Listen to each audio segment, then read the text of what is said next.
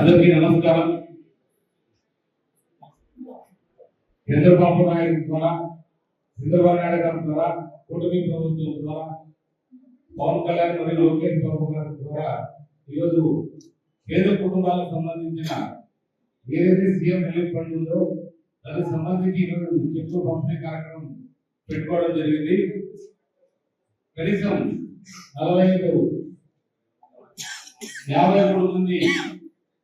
53 మందికి చెక్కుల పంపిణీ కార్యక్రమం చేస్తున్నాం. అంటే ఇది ఏదో ఫస్ట్ నెల ఇచ్చారు, ఏదో రెండో నెల ఇచ్చారు, ఏదో మొదటి సంవత్సరం చూపించారు, రెండో సంవత్సరం చూపించారని అభిప్రాయం కొంతమందిలో ఉండేది. కానీ మా నాయకుడు చంద్రబాబు నాయుడు గారు నిజంగా చాలా పేదవాళ్ళు ఉన్న ప్రాంతం తెలంగాణ ప్రాంతం. ఈ ప్రాంతాన్ని అన్ని విధాలుగా ముందుకు తీసుకెళ్తున్న బాధ్యత మనపై ఉంది. అందరూ కూడా బడుగు బలహీన వర్గాలు ఎక్కువగా ఉన్న ఈ ప్రాంతంలో ఎస్సీ ఎస్టీలు అందరూ ఉన్నారు కాబట్టి వాళ్ళకి అన్ని సహాయ సహకారాలు అందించాలనే ఉద్దేశంతోనే ఎప్పటికప్పుడు మన పోయిన వెంటనే మన అన్ని కూడా పరిశీలించి ఏవైతే క్లారిటీగా ఉన్నాయో అవన్నీ కూడా చెక్కులు ఇవ్వడం జరిగింది. దాంట్లో వైకాపానా, తెలుగుదేశమా లేదా మామూలు వాళ్ళ ఏం సంబంధం ఉన్నాయనే అభిప్రాయం లేకుండా ప్రతి ఒక్కరు కూడా ఇది వర్తించేటట్టు అందులో ఎవరైతే తెస్తారో ఇక్కడ మన ప్రజావేదికకి అవన్నీ తీసుకొని ఇవ్వడంతో పాటు ఇవన్నీ కూడా ఎప్పటికప్పుడు ఇస్తున్నాం. అంటే దీనికి ఒకటే ఎగ్జాంపుల్, ప్రజల కోసం మనం పనిచేయాలా, ప్రజల కోసం మనం పాటుపడాలనే గొప్ప సంకల్పంతోనే మేము కూడా పనిచేస్తున్నాం.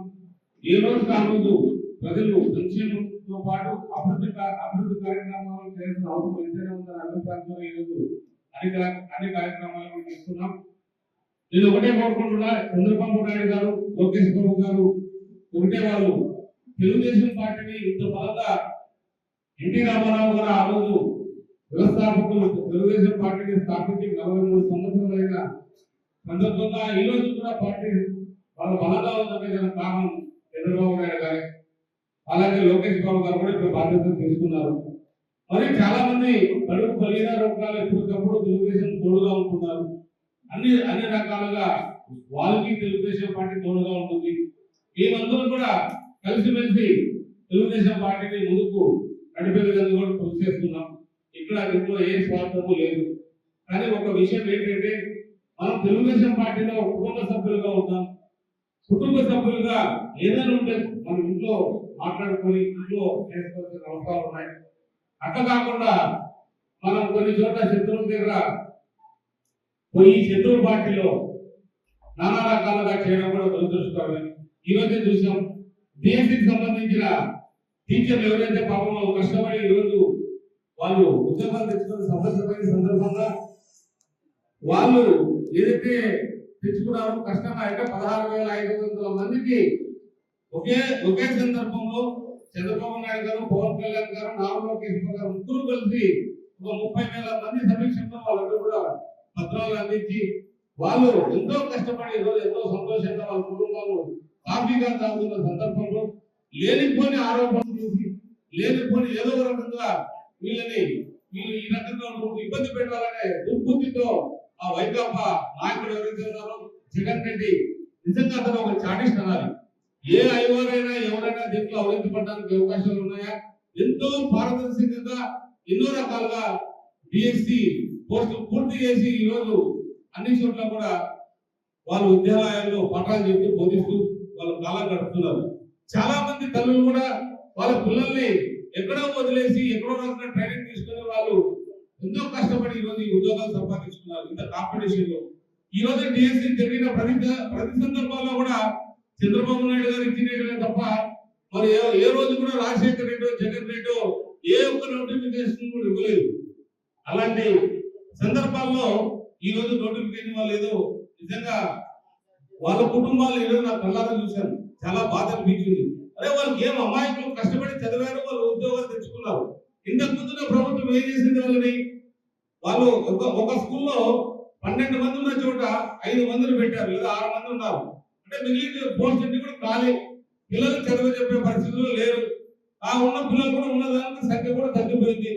దానికి కారణం ఎవరు? టీచర్లు లేకపోవడం. ఉన్న టీచర్లు కూడా ఏం చేశారు, కొంతమంది టాలెంట్ దగ్గర ఫోటో తీసుకుని పెట్టడం, ఇంకొంతమంది ప్రాంతీయ శాఖల దగ్గర ఏదో రకంగా వాళ్ళు వాడుకోవడం. ఆ ప్రాంతీయ శాఖలో వచ్చిన లెక్కంతా కూడా మనం చూస్తున్నాం. అంతా కూడా జగన్ రెడ్డి ప్యాలెస్ లెక్కే పోయినా అనేది కూడా మన పేపర్ ద్వారా అన్ని ద్వారా మీడియా ద్వారా చూస్తున్నాం. ఇలాంటి పూర్తిగా చాటిజం ఉన్న వ్యక్తి మరి రాష్ట్రాన్ని ఎలా పరిపాలిస్తాడు? మరి అవకాశాలు ఉన్నాయా? ఇప్పుడే కాదు, ఒక్కసారి అవకాశం ఉందని అందరిలోకి కాలు పట్టుకున్నాడు. ప్రజలందరూ నమ్మారు. నిజంగా అతను మంచి పరిపాలన అంటే మరి కూడా అతనికి అవకాశం వచ్చేది, మరి కూడా వచ్చేది. ఎందుకంటే వయసులో చిన్నవాడు కాబట్టి ఆ విధంగా ఇద్దామనే అభిప్రాయం ప్రజల్లో ఉండేది. కానీ అతను వచ్చిన రోజు నుంచినే అతను ఏం జగన్ రెడ్డి అంటే ఏంటి అనేది ప్రజలందరూ కూడా కళ్ళారా చూశారు. ప్రజావేదిక కూర్చాడు. ప్రజావేదికతో పాటు ప్రతి ఒక్కరిని కూల్చుకుంటూ వచ్చాడు. దాంతో వ్యవస్థను కూడా కూల్చాడు. ఆంధ్రప్రదేశ్ రాష్ట్రాన్ని కూల్చాడు, రాజధాని కూల్చాడు. మరి దాంతో పాటు 3 రాజధానులు అన్నాడు. ఏ ఒక్కటి అన్నింటినీ కూడా కూల్చుకుంటూ వచ్చి 11 సీట్లకు పరిమితమై తెలుగుదేశం కూడికి ప్రభుత్వంలోకి వచ్చిన తర్వాత ఇలాంటి చౌకబార ఆరోపణలు చేస్తూ ఏదో సిబిఐ ఎంక్వైరీ అంటున్నారు. సిబిఐ ఎంక్వైరీ కాకుండా ఏ ఎంక్వైరీ వేసుకున్నా ఇబ్బంది లేదు. ఎందుకంటే సిబిఐ ఎంక్వైరీ గురించి మాకన్నా మీకే బాగా తెలుసు. మీ చిన్న తప్పిన దాంట్లో సిబిఐ ఒక్క చుక్క నీళ్ళు లేకపోగా ఈ ప్రాంత రైతులందరినీ కూడా ఇంటేగా ముంచి ఆమె ఈ ప్రాంతం నుంచి తీసుకెళ్ళి అక్కడ పోయినాం. కానీ ఆనాటి ఎవరైతే ఆ రోజు ఎంపీగా ఉన్నారో ఆ రోజు ఏ రోజు కూడా ఆయన మన ప్రాంతం కళ్ళెత్తి చూడలేదు, ఎక్కడ అడుగు పెట్టలేదు. ఇప్పుడు కుటీల రాజకీయాలు చేసుకుంటూ కుటీలమైన పనులు చేసుకుంటూ అటు ఇటు తిరుగుతున్నారు. అంటే మేము మీకు స్వేచ్ఛించాం, మన ప్రజాస్వామ్యంలో ఉన్నాం కాబట్టి మీరు ఎక్కడైనా తిరిగే హక్కు మీకు కల్పించే ప్రజాస్వామ్యంలో ఉన్నాం కాబట్టి మేము కూడా ఎక్కడ అడ్డం పెట్టే అభిప్రాయం మాకు లేదు. మీరు ఎక్కడైనా తిరగండి, మామూలు ఏదైనా తప్పు చేస్తే క్వశ్చన్ చేయండి, ఆ హక్కు ఉన్నాయి. కానీ నాకు తెలిసి మా నాయకుడు కానీ మేము కానీ తెలిసి ఏ తప్పు జరగదు, తెలియకుండా చిన్న తప్పు జరిగితే మా దృష్టికి వస్తే అవి కూడా సర్దుకుంటే అని కూడా చేస్తామని కూడా తెలియజేస్తున్నాం. ఈ రోజు ఈ చెక్కుల పంపిణీ కార్యక్రమానికి ఇంతమంది ఎంతో ఆశతో తల్లి కుటుంబ సభ్యులుగా రావడం, వాళ్ళందరూ కూడా ఈ చెక్కులు ఇచ్చే భాగ్యం మాకు కలగడం, ఆ భాగ్యాన్ని కలిగించిన మా నాయకుడు చంద్రబాబు నాయుడు మరొకసారి ధన్యవాదాలు తెలియజేస్తూ ఈ అవకాశం కూడా